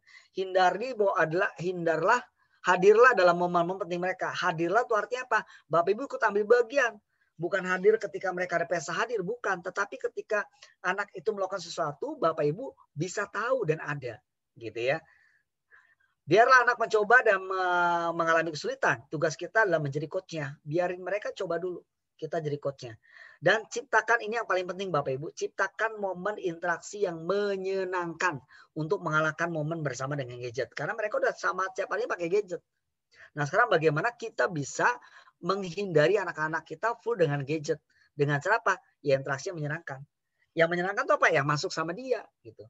Dari mama, ngajak dia masak. Dari papa, ngajak dia cuci mobil dan sebagainya. Gitu ya. Oke, nah children are great imitator. Give them something great to imitate. Jadi anak itu adalah peniru yang ulung Bapak Ibu. Anak itu adalah peniru yang sangat luar biasa buat kita, gitu ya. Saya nggak tahu Bapak Ibu pernah lihat film ini? Children see, children do. Ini cuma ilustrasi Bapak Ibu ya. Ilustrasi bagaimana anak itu suka meniru orang-orang yang di sekitarnya. Kalau orang tuanya berlaku tidak baik, maka dia bisa melihat berlaku orang tuanya. Dan banyak orang tua yang cuek akan hal itu. Don't know how to talk to you, just know how to say goodbye.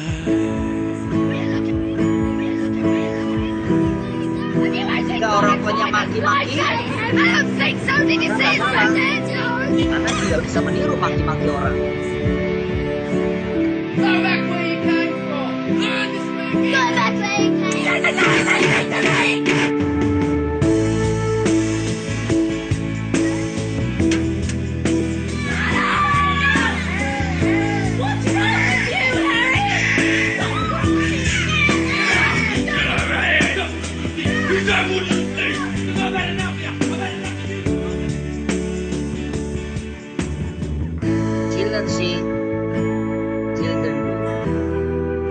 Bagaimana kita bisa mengajarkan hal yang baik dan positif yang bisa ditiru sama anak kita, gitu ya.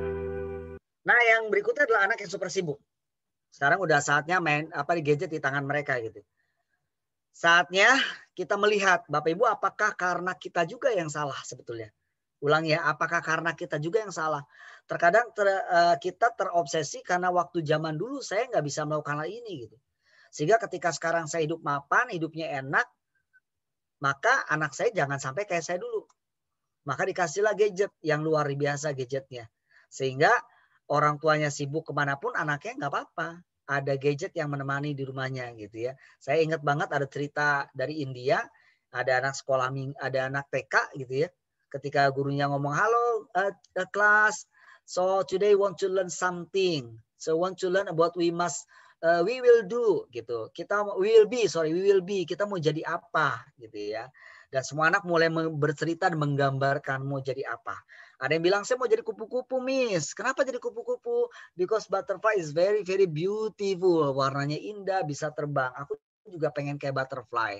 Miss, aku mau jadi kelinci. Kenapa kelinci? Kelinci is very funny. Bulunya halus. Dan dia sangat digemari sama anak-anak kecil. Saya juga mau seperti itu. Ada satu anak Bapak Ibu, dia mau jadi apa? Saya mau jadi smartphone. Kenapa menjadi smartphone? Karena kalau di rumah, begitu dedi saya pulang, dedi saya pegang smartphone-nya. Papi saya pegang smartphone-nya, lalu main di smartphone-nya. Ketika saya ngajak main, dibilang nanti sabar, nanti tunggu. Lalu ketika saya lapar, saya bilang sama Mami, Mami aku lapar. Mami nyuruh mbak saya untuk mencarikan makanan, membuatkan makanan. Padahal ketika handphonenya Mami kosong, Mami buru-buru cepat nyari charger. Dan ketika Papi sama Mami tidur, smartphone itu ada di samping dia. Padahal saya suruh tidur sendiri di kamar saya sendiri. So saya mau jadi smartphone. Supaya apa? Supaya bisa main sama papi saya, bisa main sama mami saya, tidur bisa dengan papi mami saya. Itu nusuk banget buat orang tuanya karena tulisannya itu diberikan lagi kepada orang tuanya dan orang tuanya menjadi sangat menyesal gitu ya. Nah, buat anak-anak yang super sibuk Bapak Ibu, mari sama-sama kita bisa membedakan mana yang penting, mana yang bagus. Beri pengertian buat anak-anak mana yang penting, mana yang bagus. Yang penting berarti yang dilakukan. Bagus belum tentu bisa dilakukan gitu ya. Sebaiknya sebelum memutuskan untuk menghentikan kegiatan mereka, diskusilah sama mereka. Ini juga saya lagi nanganin nih satu anak yang nggak bisa berhenti main HP-nya. Tapi mesti diskusi sama mereka. Bagaimana gitu. Jangan sepihak menentukan sendiri. Kalau gitu saya cabut aja wifi-nya. Itu namanya sepihak Bapak Ibu. Tapi ngomong bersama-sama dengan mereka. Tetap biarkan waktu yang terbuka untuk anak-anak. Jangan lagi tergoda untuk mengisikan dengan aktivitas. Jadi waktu terbuka. Ada waktu terbuka bersama dengan mereka. Kita siapin waktu terbuka. Waktu terbuka itu apa? Waktu bisa bersama-sama. Waktu bisa ngobrol, waktu bisa ngeblended antara kesukaan papa mamanya dengan kesukaan anaknya. Waktu yang bisa diset bareng-bareng. Sehingga kita bisa menjadi orang tua yang high IQ parent. Jadi orang tua yang ber-IQ tinggi. Kita punya self awareness. Kesadaran diri bahwasanya anak itu adalah titipan Tuhan, Bapak Ibu. Kesadaran diri bahwa semua anak itu berharga. Kesadaran diri bahwa anak itu berbeda yang kita nggak bisa beda-bedain. Semua anak unik adanya. Ada self awareness yang kita punya. Kita punya mood management. Kita bisa memanage hati kita. Kita tahu mana pekerjaan kantor, mana pekerjaan rumah. Jangan sampai masalah di kantor dibawa ke rumah, akhirnya nggak mood. Akhirnya marah-marah di rumah. Atau sebaliknya, kerjaan di rumah dibawa ke kantor, yang marah-marahnya di kantor. Kita punya mood management. Kita punya self motivation. Kita punya motivasi diri untuk menjadi orang tua yang bijak buat anak-anaknya. Bagaimana caranya dekat dengan anak-anaknya. Bagaimana cara ngomong sama anaknya. Bagaimana memotivasi anaknya kalau kita nggak motivasi diri sendiri.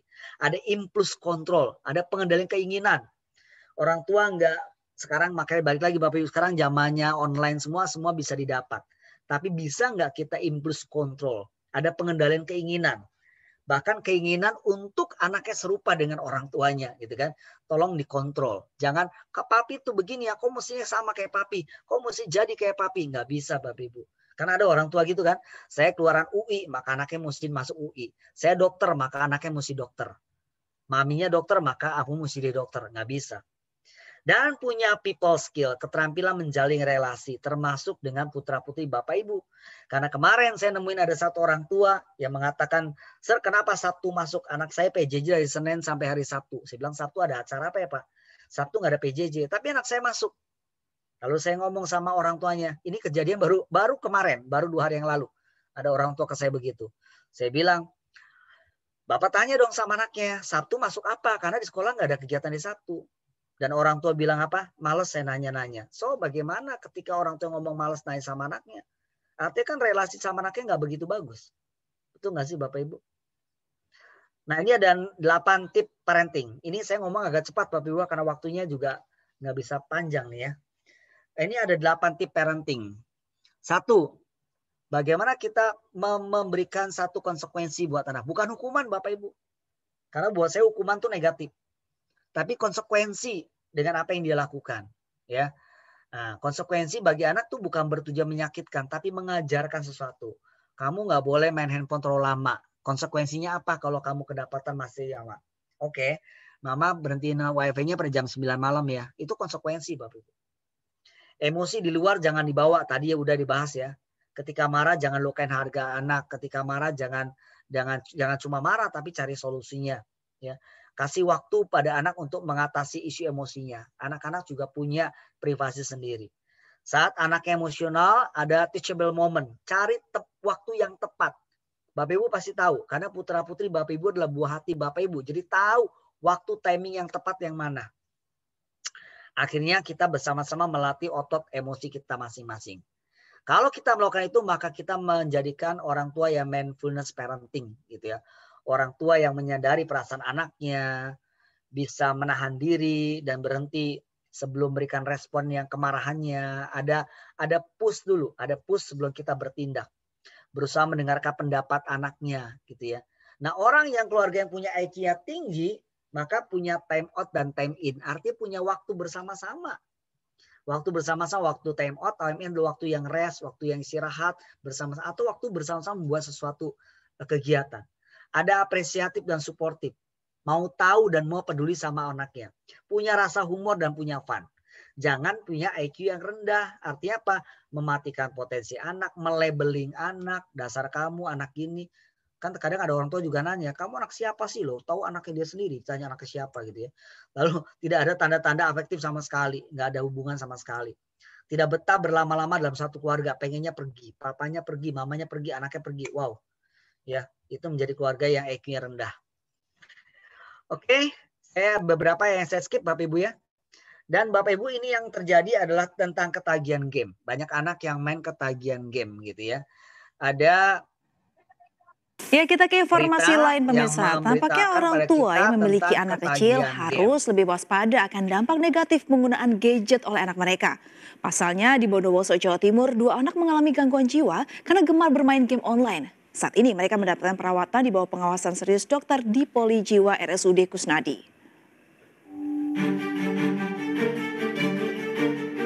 Kecanggihan teknologi zaman sekarang membuat orang tua harus lebih memproteksi kepada buah hati mereka.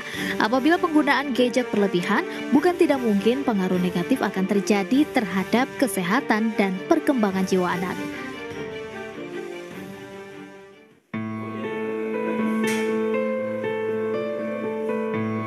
Di Bondowoso, Poli Jiwa Rumah Sakit Dr. Kusnadi tengah menangani 2 orang anak yang mengalami gangguan jiwa akibat kecanduan game online pada gadget. 2 anak ini yang masih duduk di bangku SMP dan seorang lagi masih tingkat SMA, mereka tidak mau bersosialisasi dan hobi menyendiri asyik bersama gadgetnya. Menurut Dr. Dewi Priska Sembiring, spesialis kedokteran jiwa, kondisi ini masuk dalam kategori ODMK atau orang dalam masalah kejiwaan. Dewi mengatakan dirinya telah melakukan psikoterapi suportif dengan cara wawancara dan pendampingan kepada 2 anak tersebut, serta memberikan obat yang dilakukan agar lebih optimal. Beberapa bulan perawatan, akhirnya seorang anak sudah dikatakan sembuh dan seorang lagi sudah dalam masa pemulihan. Jadi dia lebih suka berada di kamar sendiri karena ya memang dia hanya berdua dengan gadgetnya itu, bermain game. Kita lakukan psikoterapi suportif ya, jadi wawancara terhadap anak, pendampingan terhadap orang tua, bagaimana cara mengatasi anak ini. Pihak dokter menghimbau kepada seluruh orang tua dan pihak sekolah serta lingkungan agar memberikan pemahaman supaya anak tidak bergantung pada gadget serta memberikan kasih sayang dengan mendukung segala aktivitas positif yang dilakukan. Dari Bondowoso, Jawa Timur, Rizky Amirul Ahmad, iNews melaporkan. Ya, Bapak Ibu, ini jadi satu hal yang sekarang sama-sama kita rasakan. Karena gadget mereka sekarang di tangan gitu ya. Mereka online, gadgetnya di tangan, dan kapanpun bisa pakai gadget. Dan alasannya banyak. Ada PR mah, ada tugas mah di sini. Semuanya diupload mah di sini. Tapi bagaimana kita bisa memanfaatkan gadget itu dengan baik. Ya. Dan ini mesti jelasin ke anak-anak kalau mereka masih belum paham. Ya. Bicara dengan anak. Banyak anak kecanduan karena orang tuanya jarang komunikasi dengan anak-anak. Gitu ya. Tapi gunakan waktu terbuka tadi untuk ngobrol sama anak. Sebagai orang tua belajar memahami gadget. Kemarin ada satu orang tua konsultasi sama saya lagi. Anaknya gadget terus, main game terus. Saya bilang, Bapak tahu nggak game ya? Nggak tahu. Saya nggak suka game. Nah salah. Bapak harusnya main game juga. Bapak mesti tahu game apa itu. Ketika Bapak tahu gamenya, Bapak bisa main game sama anaknya, maka anak bisa bicara sama papanya. Dan dari situlah kita bisa masuk untuk ngerem main gamenya. Tapi Bapak mesti tahu dulu, mesti belajar game itu. Gitu ya. Lakukan kontrol. Meskipun sudah lebih besar tetaplah dimonitor walaupun dari SMP bahkan punya kakak SMA, bahkan sekarang orang-orang gede pun juga main game Bapak Ibu ya, orang-orang kantoran pun juga main game gitu, tapi mesti tetap kontrol. Harus ada aturan serta sanksi jika melanggar. Nah itu yang suka saya ngajarin di parenting class, ada tata tertib rumah gitu. Kalau di sekolah tata tertib sekolah, apakah di rumah punya tata tertib rumah tangga? Harusnya punya Bapak Ibu. Saya kalau ngajar kelas parenting membahas tata tertib yang ada di rumah. Nah itu mesti ada, kalau perlu di laminating, kalau perlu ditempel di ruang makan atau di ruang tamu yang bisa dibaca sama semua isi anggota keluarga. Ya, harus ada aturan-aturan sanksi yang kalau kita melanggar tata tertib itu. Jadi karena teman anak secara online juga, maka saya bilang tadi kan, kita mesti paham juga tentang gadget. Explore dan share bersama dengan anak-anak. Juga merayakan bersama soal gadget itu. Jadi akhirnya anak masuk bisa tahu, papinya juga tahu. Jadi kita bisa masuk ke anak itu. Kalau gadgetnya dimainkan dengan baik, dengan benar, ini anak muda Bapak Ibu. Ini Kevin Susanto ini luar biasa. Dia adalah atlet e-sport Indonesia yang luar biasa gitu ya. Kevin Susanto adalah atlet terbaik Indonesia. Dia masih SMA. Tapi dia luar biasa. Dia sudah mengikuti 32 turnamen dan memenangkan, membawa nama Indonesia. Kalau gamenya dimainkan dengan baik, gamenya dilakukan dengan baik, maka menjadi prestasi buat dia juga, gitu kan. Dan again Bapak Ibu, ini adalah tanggung jawab kita bersama ya, antara orang tua, antara sekolah dan sebagainya. Oke, terakhir adalah bagaimana pentingnya membangun generasi yang BBM, berkarakter, bahagia dan mulia, ya. Bagaimana kita menjadikan anak-anak kita menjadi generasi BBM. Bukan, kita juga tetap punya ya Bapak Ibu, punya BEST, BITOF, Excel Worldwide, Share Society, dan Trust in God. Tapi di sini mengatakan dapat dipercaya. Sebagai generasi BBM adalah yang apa? Yang bisa dipercaya, bertanggung jawab, menghormati, ada respect, ada sportif, ada perhatian, ada caring. Itu yang diharapkan sebagai anak-anak yang luar biasa. Nah, kita menyiapkan anak-anak seperti kita melihat jalurnya rel coaster nih ya. Kadang naik, kadang turun, kadang mesti teriak, kadang mesti tutup mata karena ngeri gitu ya. Nah, kita mesti ada di situ. Kita menyiapkan anak-anak kita untuk mengarungi yang sebetulnya seperti apa. Sekarang masih enak sama papa mama di SMP. Tapi sesungguhnya the real-nya adalah seperti rel coaster ini. Kita kadang berteriak, kita kadang berkeringat gitu ya. Nah, ada satu kalimat yang bagus ya, yang saya selalu pakai quote ini, learn to surf gitu ya. Bagaimana kita belajar menjadi selancar. You cannot stop the wave. Kita nggak bisa stop ombaknya. You cannot stop the wave, but you can learn the surfnya. Tapi kita bisa belajar surfingnya. Kita nggak mungkin stop ombaknya, Bapak Ibu.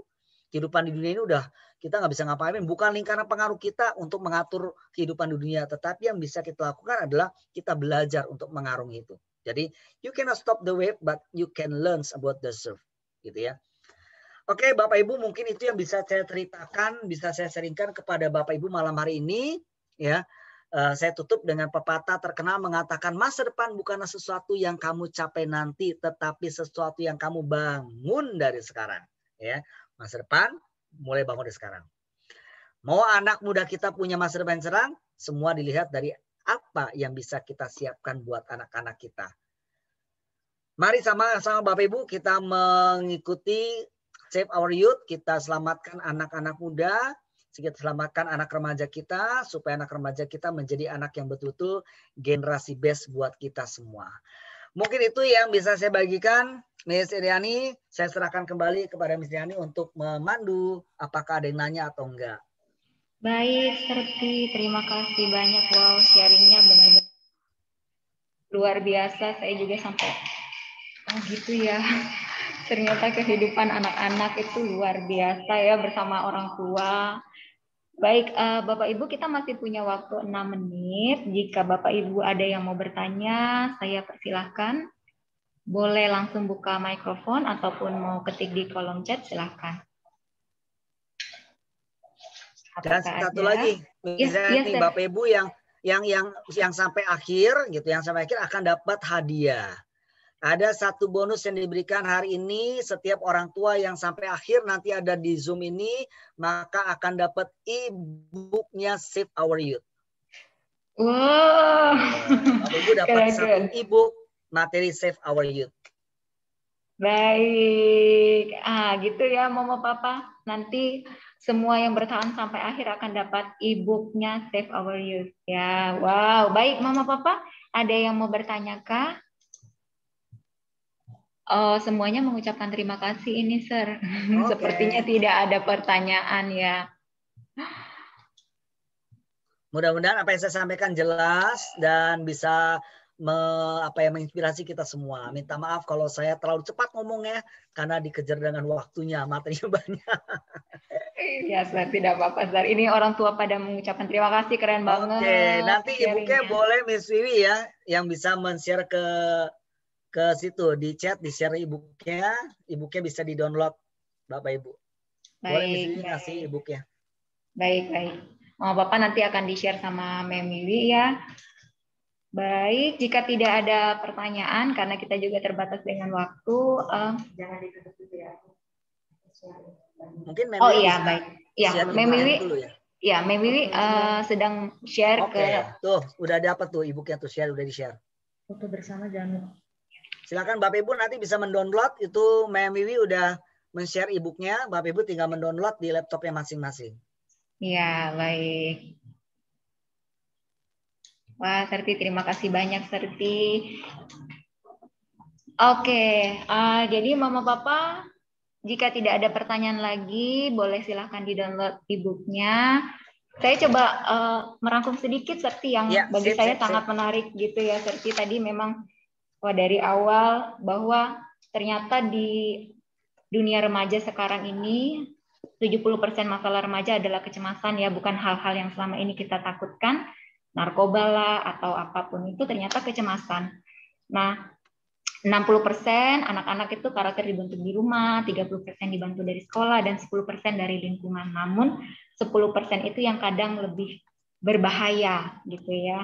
Nah, kemudian banyak banget tadi yang di-share ini, ada 8 hal yang seringkali membuat anak makin runyam masalahnya. Kemudian ada tips untuk orang tua mengelola anak-anak, karena anak-anak remaja sekarang adalah generasi yang makmur, gitu ya. Jadi kita harus belajar mengenali istilah-istilah mereka. Kemudian kita juga hadir dalam momen pentingnya mereka. Kemudian biarkan mereka mencoba. Ketika mereka menghadapi kesulitan, tugas kita sebagai coach atau pendamping gitu kan. Kemudian kita mencoba menciptakan momen interaksi yang menyenangkan. Nah, yang terakhir ini be a high EQ parent. Nah, nanti itu terus pentingnya kita membangun generasi. Selain kita punya best, kita juga belajar untuk tadi BBM, berkarakter, bahagia, dan mulia. Begitu yang saya dapatkan, yang bisa saya ulangi sedikit. Oke, Mama Papa, jika ada yang kesulitan untuk mendownload, nanti bisa WA ke Miss Wiwi ya. Nomor sudah dituliskan di kolom chat. Baik, demikian. Serti, ada lagi yang mau ditambahkan sebelum kita tutup? Sudah setengah 7 malam. Baik, sudah cukup malam.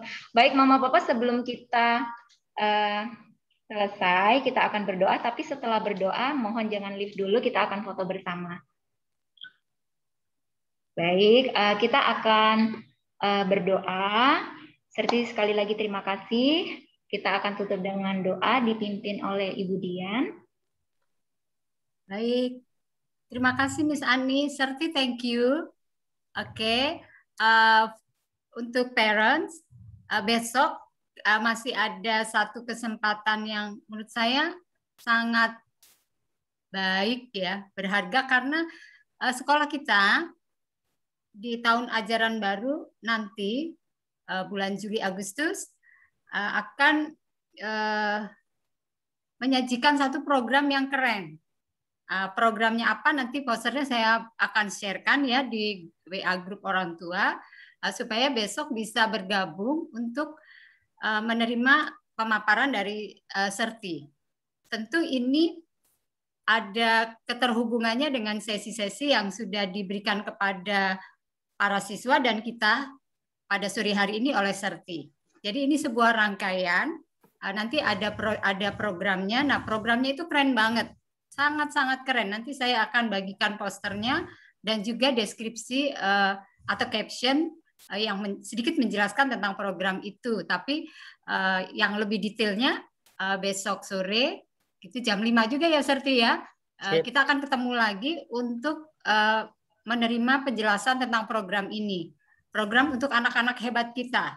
Ya, terima kasih supportnya para orang tua. Saya sungguh bangga, terharu juga.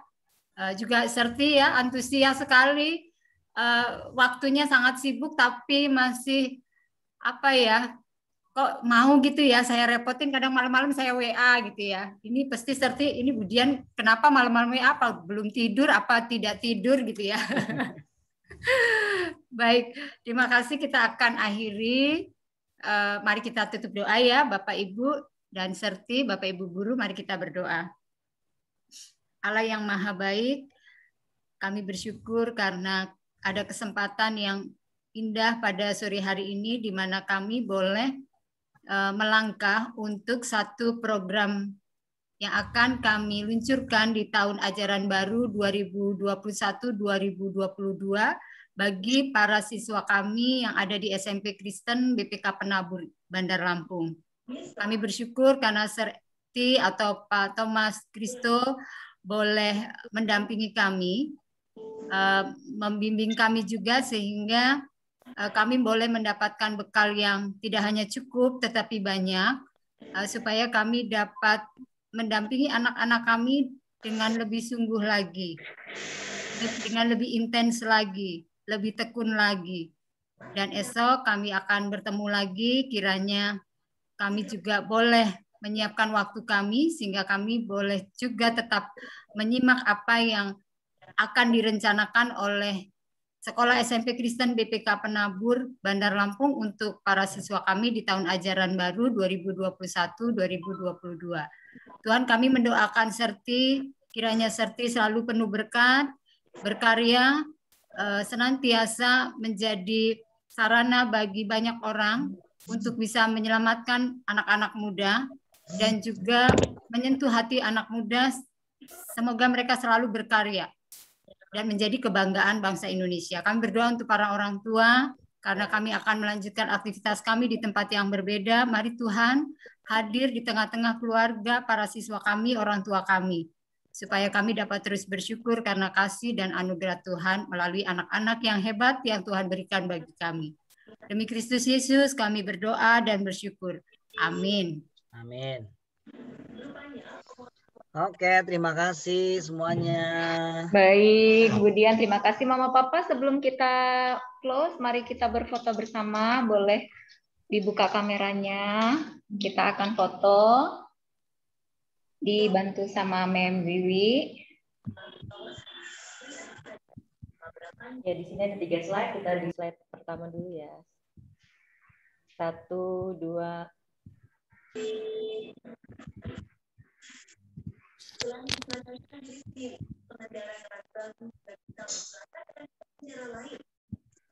Slide kedua. 1, 2.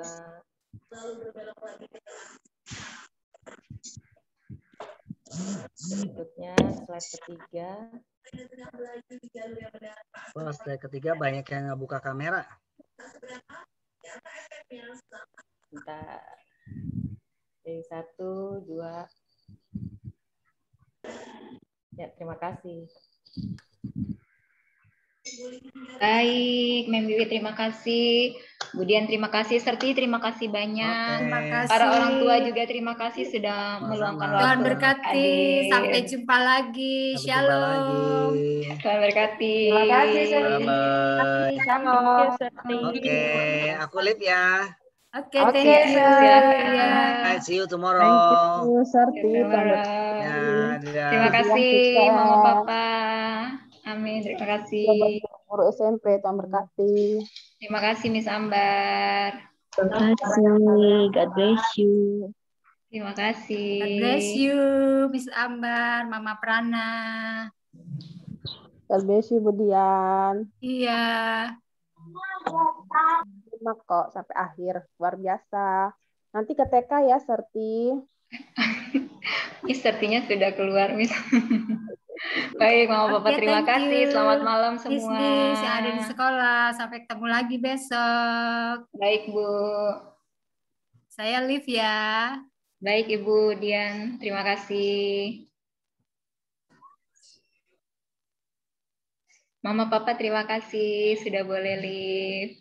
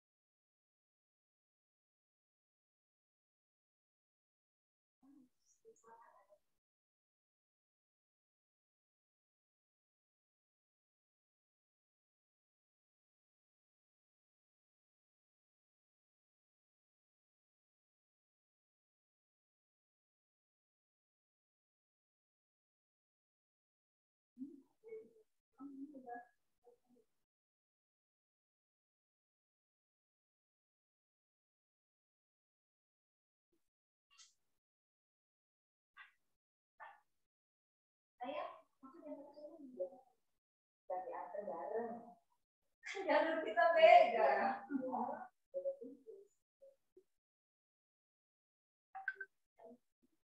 Mereka pasti nanya,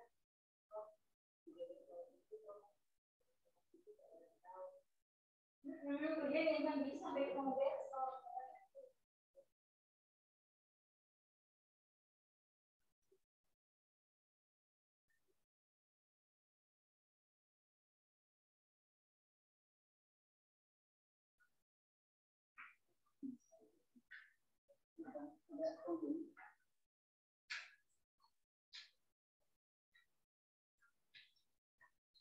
Udah semua ya? Ya, ini udah diperhatiin orang